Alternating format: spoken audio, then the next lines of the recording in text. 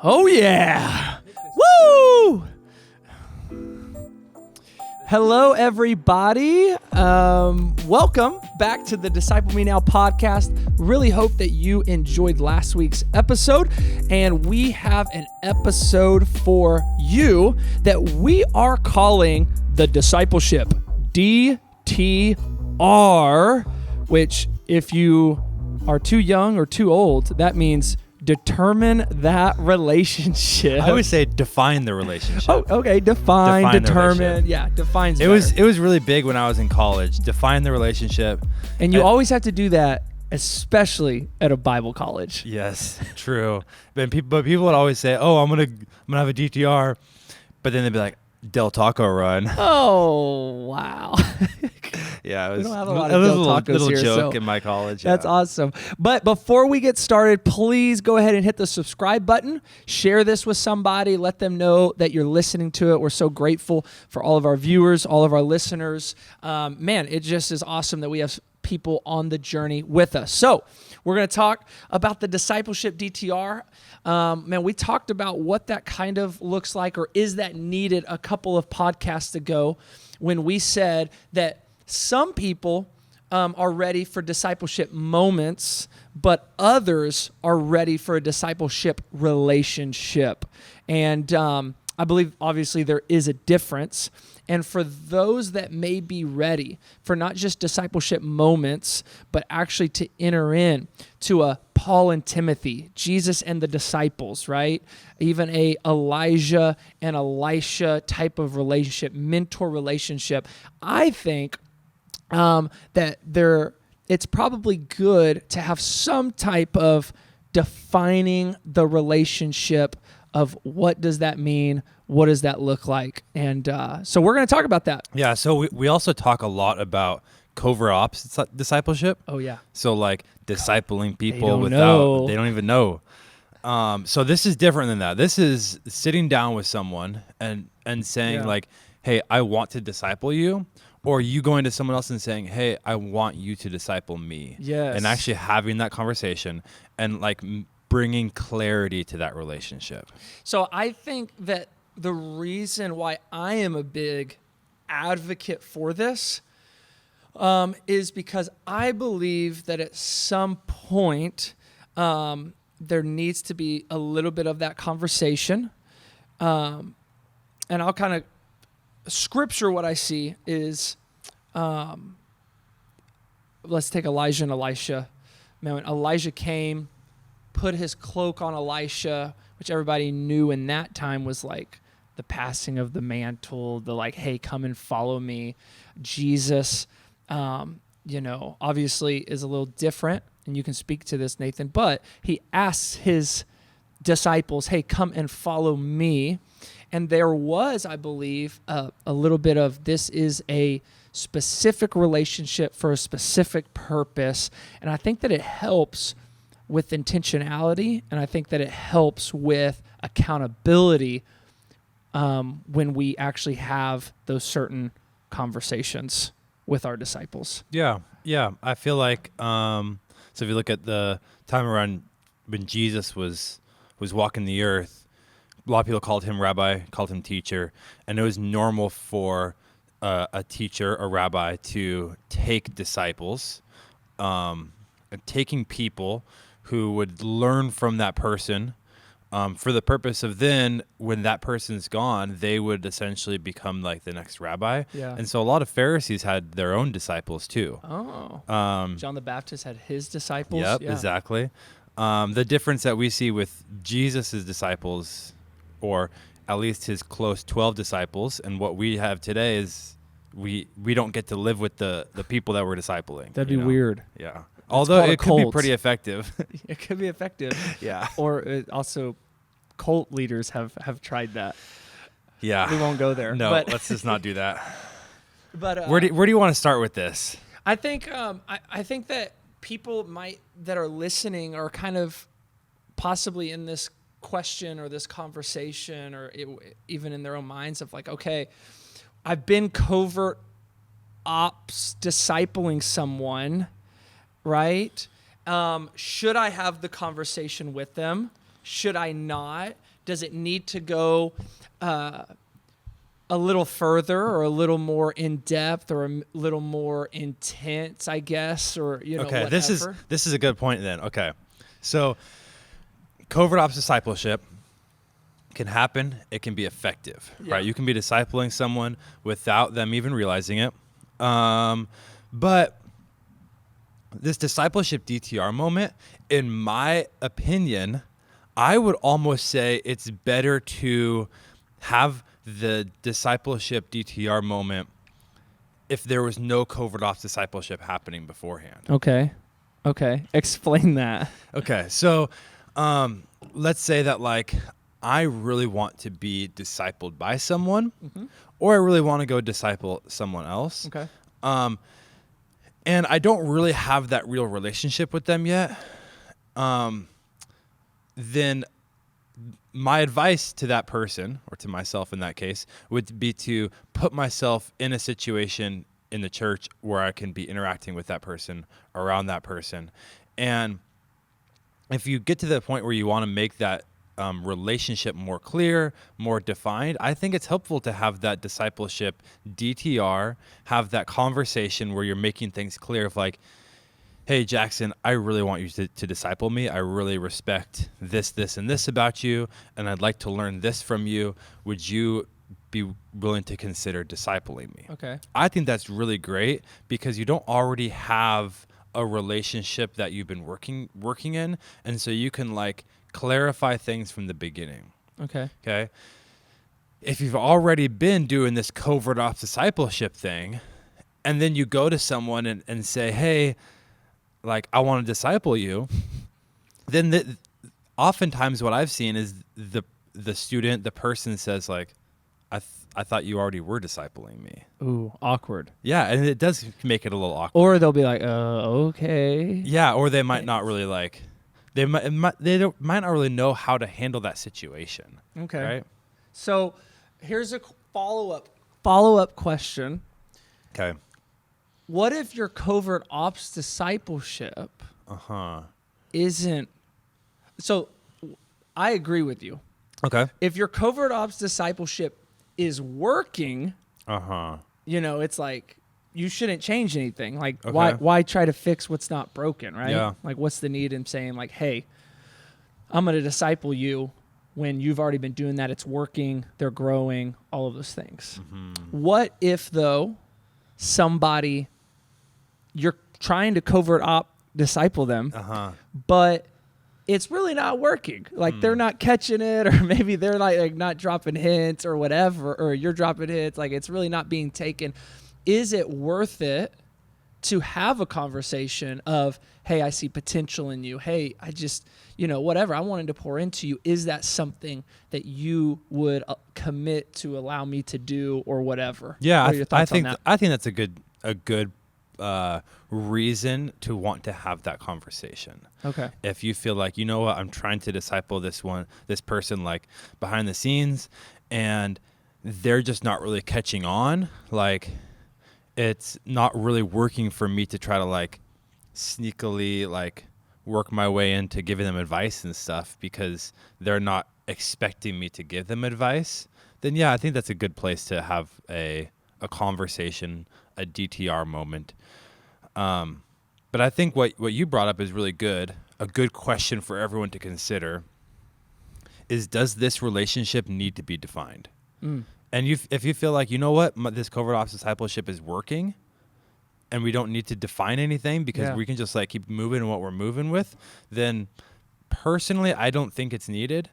But in some cases, there might be a reason why you want to define that relationship. Okay. So as of right now, a reason, or we have two, I think, from our conversation. 2 reasons to define the relationship is, one, there is no relationship.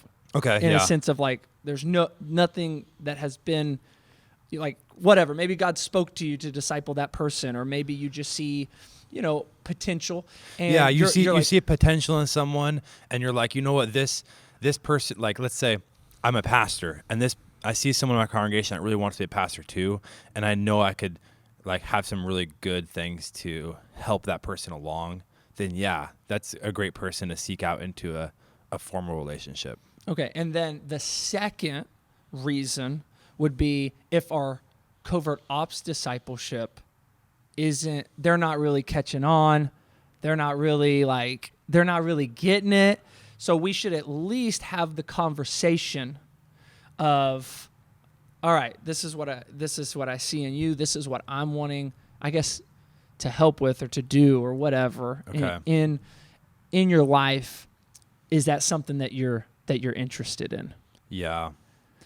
Yeah. And so, okay. So if this is the case where you're finding yourself in one of those two places, personally, before I just go in and ask them straight up, like, hey, can I disciple you?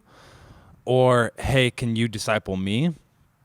I would try to figure out something. I would try to have other conversations to figure out like how they understand discipleship. How they, if it's someone that you want to disciple you, I think it's really helpful to try to figure out like what they understand, the role and the purpose of a discipler, and because that would be a huge impact into how they're going to be treating you. If it's someone that you want to disciple, I think it's really important for you to try to like get some sense of like how they want to be growing in their relationship. Yeah. Just so you're not coming in blind and having different expectations. Yeah. I think another reason why I'm a proponent Okay. of DTRs, Okay. of defining the relationship is because I think, especially for the disciple maker, hopefully, and maybe you might feel different about this. I guess the idea is it hopefully provides more accountability because it's something that's been established. Does that make sense? And some things that I have seen, not with everybody, but just, hey, we're going to disciple this person, or man, it was a good thought, or, God, in that moment, I really felt that, but there was no conversation. So it was easy to, I just won't call him this week, or, I just won't reach out to him this week, or, I just, does that make sense what I'm saying? I guess I'm kind of processing through. Yeah, it's almost like after you have a discipleship defining moment where you define this relationship, there's a greater responsibility on both people after that point. One, on the disciple to be intentional in asking questions and seeking advice, but there's also greater responsibility on the discipler to be pursuing that person and finding ways that they could be helping them. Yeah. And because of that greater responsibility, then those conversations happen more often. Yeah. So say somebody's listening to us right now and they're like, yo, I've had this DTR. Like, does anything change? Is it the same? Does that, I'm trying to think in like our audience and our listeners, and I'm trying to think through for hopefully that we can answer the question of like, okay, I've had it, now what? Well, I think it depends on like how your DTR went, Yeah. Like if your DTR is literally just you saying like, hey, can I disciple you?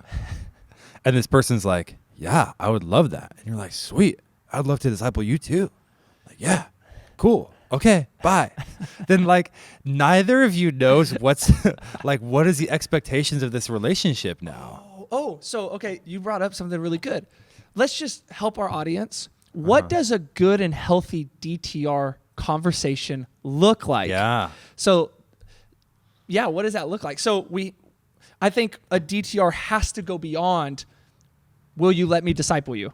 Yeah, okay. I will. Because most students will always say yes. Yeah. Because they don't want to hurt your feelings or they just want you to stop talking to them or whatever. And most of the time they don't even know what the heck you're talking about. Yeah, they're like, what? Yeah, sure. They're like, yeah, so-and-so is going to disciple me. I don't know what that means. So I think this is really good content. What does a healthy, good, positive DTR look like if somebody's thinking, okay, I think I need to have one, or I want to have one. What should be my goals? What should be my outcomes? What should I say or do? Whose or perspective you want to take this from? The disciple maker. Okay. So somebody's coming to a student or just a congregation member or whatever and saying like, hey, I see potential in you, or hey, Okay. God put you on my heart. I want to pour into you. What does that look like? I think the first thing you do is explain the reasons why you're approaching the person. Yes. So you say like, hey, I see these things in you. Okay. So make it about them, not about you. Yes. Don't be like, well, hey, I have so much wisdom that I want to pass down to you. And don't even be like, Jesus says I have to disciple people. So yeah. Do you want me to disciple you? Like, yeah. Well, or hey, Pastor so-and-so, man, we're starting this thing, and well, we have to do this because we're leaders, so you're the one I picked. But make it about them. I think that's huge. What do you see in them, or what did God put on your heart for them, whether it's potential or just growth or goals, or, hey, I want to help you get to that next level of whatever that is. So make it about them. And I think that's good. I think so. Make it about them where they're at right now. Like, hey, I see these things in you now. But also, like, help paint a picture of where you want to help them arrive at. Okay. Like, hey, like, I see these things in you right now, and I'd love to see you grow into becoming more and more like this person. Mm-hmm. And I'd love to help you get to that point. Yeah. So, and then see what they say. Yeah. See what they say. See what their goals are, what their desires are, all of those things.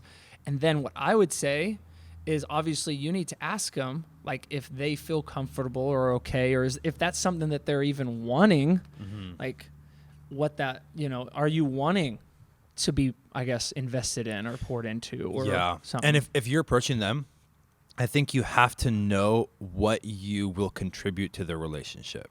Yeah. How you have to know that up front rather than just be like, well, I'm going to disciple this person. Like, that's super vague. Yeah. And so have a real understanding of, like, you know what? I can help this person in these ways.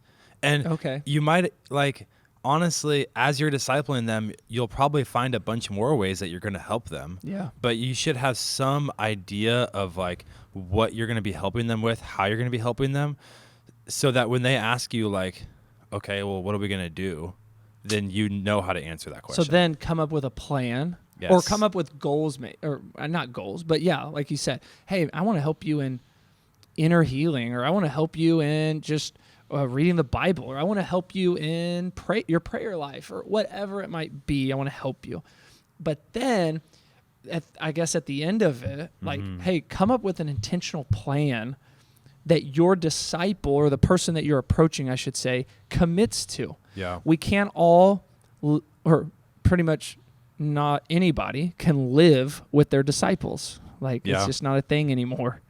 But we can come up with a plan. Hey, we're going to meet every Saturday at 9 a.m. Or, hey, we're going to meet every other week. Or, I'm going to call you every week, and we're going to meet once a month. Or, something. Okay, so in that, I'm going to pause you. Go ahead. Because in that, of what you just said was, you said you have to determine how you're going to be talking and communicating in between your meetings. And you have to determine when and how often you will be meeting with this person. Yeah. That was all just right in what you were saying. Yeah. Okay, keep and going. even like maybe what the meetings will look like. Okay. Yep. Yeah. Like, hey, we're going to read our Bibles and just talk about it. Or, hey, we're going to pray over each other. I don't know. It can be anything. That's not what we're talking about in this podcast. Like, we're not telling people this is what it needs to be. Yeah. You need to have a plan of when, how often, and also what does that meeting look like, so that the disciple knows. Like, so there actually is clarity. You don't want to have a discipleship DTR that creates less clarity than before. Yeah. Or just makes you feel, well, I'm glad I had that conversation with them. Yeah. And nothing happens from it. Yeah. I'd say also, along with that, I would say in this DTR moment, this conversation, you should determine how you're going to handle accountability. And you were touching on that earlier, but like, not just like, oh, you're going to have to be accountable to me, but like, how are we going to handle this? Like, what am I going to be holding you accountable to? Yeah. And like, when you succeed or fail in those things, how am I going to be holding you accountable? Because just in all my discipleship relationships that I've had, like of me being discipled, especially on this level, it was something that I like really just made a decision I was going to commit like my life to. And my disciple maker, my mentors, they're able to tell me no. They're able to correct me. They're able to, be like, oh, you dropped the ball on this, or hey, this is where you need to improve on. Yeah. And I think that's one thing with covert ops discipleship, which I'm not against, but I think that it can be a little difficult and muddy in doing that accountability type thing. You can still do it, but I don't know if it's as received as well if the DTR, versus the DTR is what I'm trying to say. Because then it's like, from my experience, this is all personal experience or whatever, but if I was discipling Nathan, right, and we didn't have a DTR, I can tell him, hey, don't date that girl, whatever, right?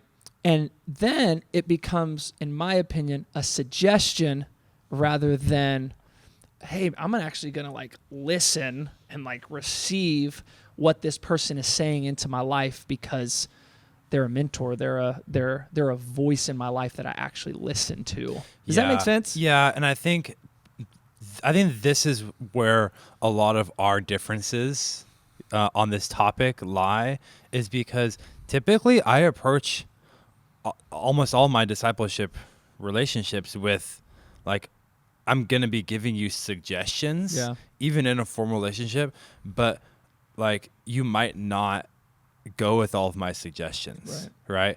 And so I think that's why for me, making a relationship formal isn't as big of a deal, because either way, I'm going to be approaching it by like, hey, tell me about this new job that you have. Tell me about this person that you want to date.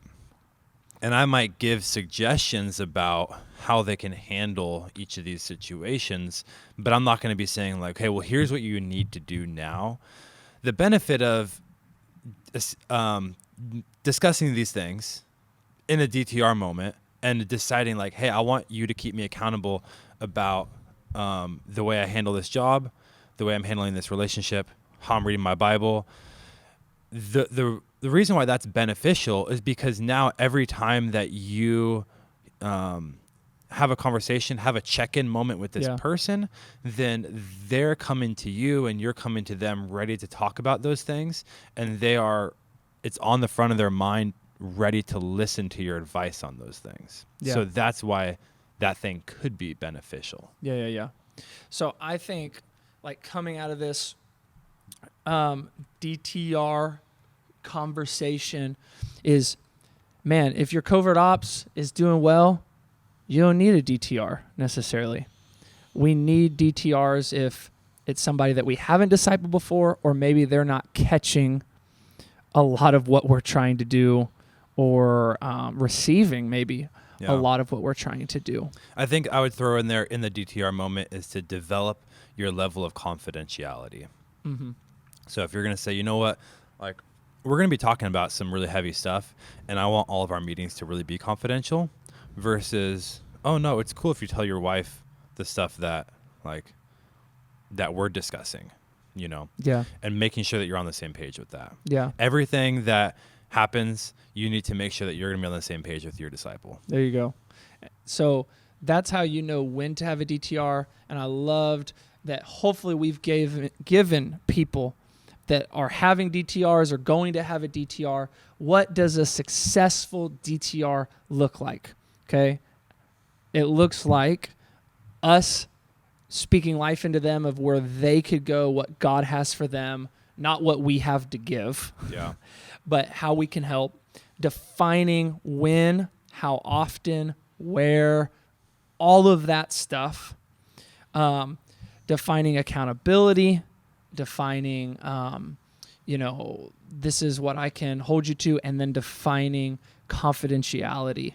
Yes, and then also defining a reevaluation time of being clear of like, hey, in 6 months, in 3 months, in a year, let's reevaluate how things have been going and maybe see if you want different goals or if like we need to take a break from the formalness of this relationship. Right.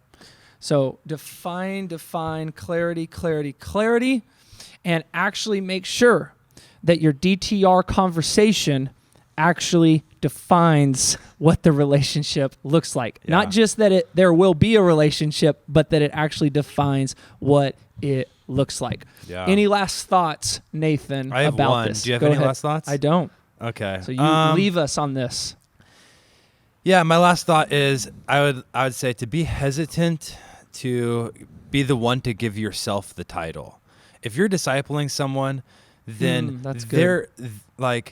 they will say that you're discipling them without you having to like tell the world, hey, I'm discipling this person. It's not about like you discipling people is not about you getting more like accolades and more titles for yourself, because if you're actually doing a good job, then these people who you're discipling will give you the acknowledgement that you have impacted their life.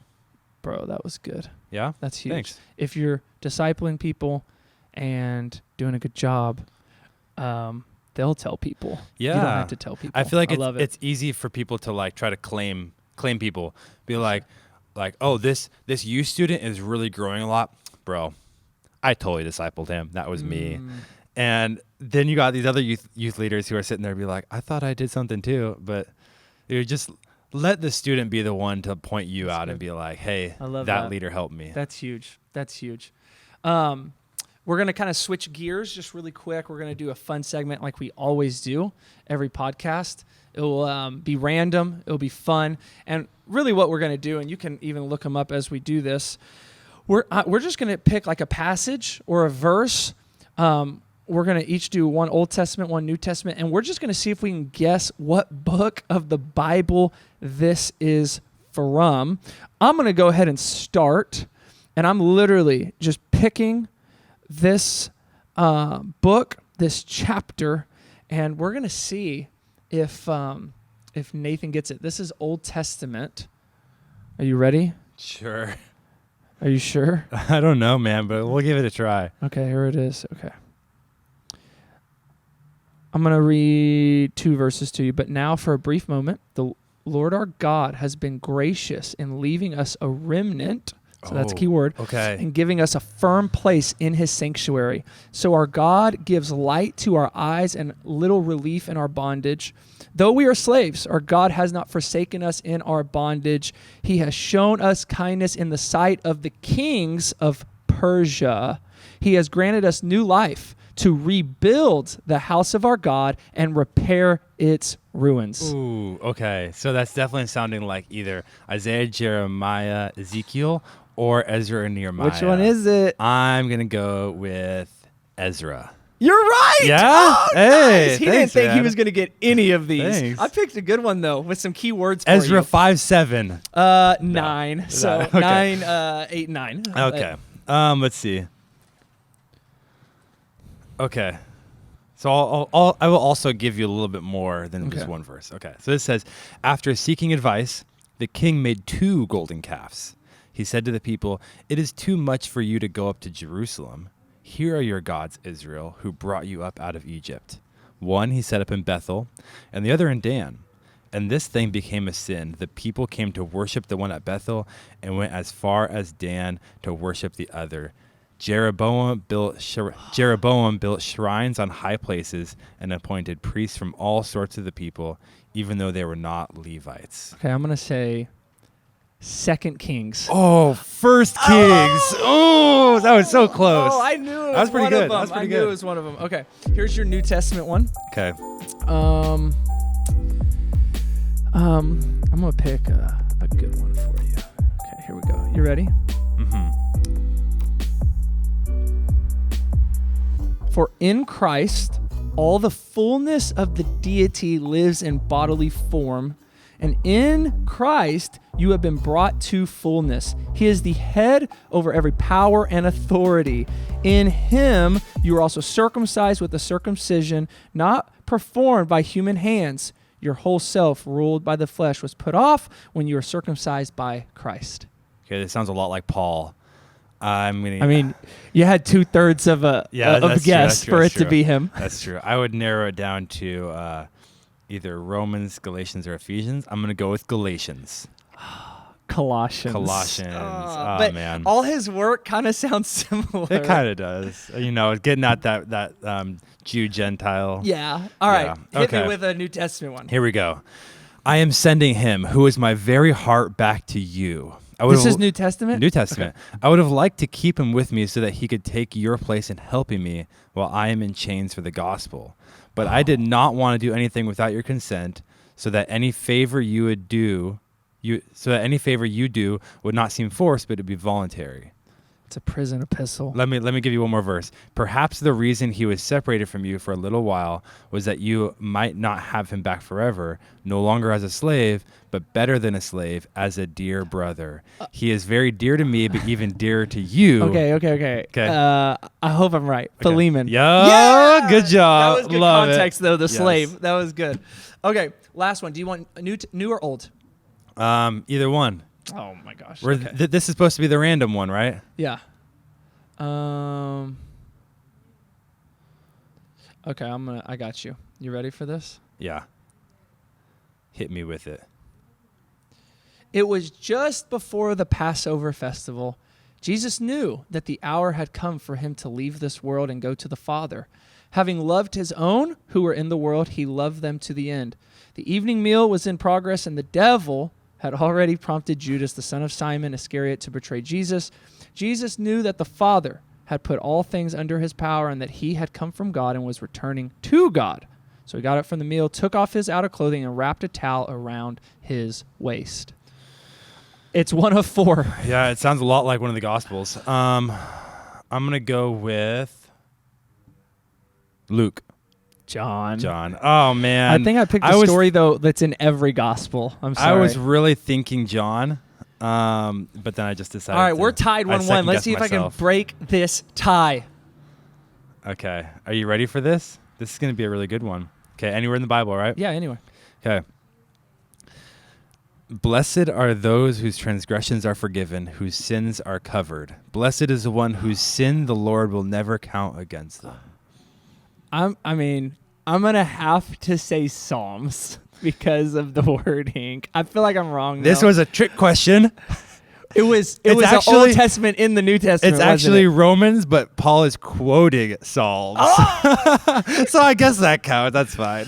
Oh, good job. Thank you. I appreciate it. But anyway, thank you so much for listening to us. We really hope that our conversation today helps you have some Discipleship DTR, define the relationship, continue to disciple people, disciple students the way that you have. Remember, we are here every Sunday at 1 p.m.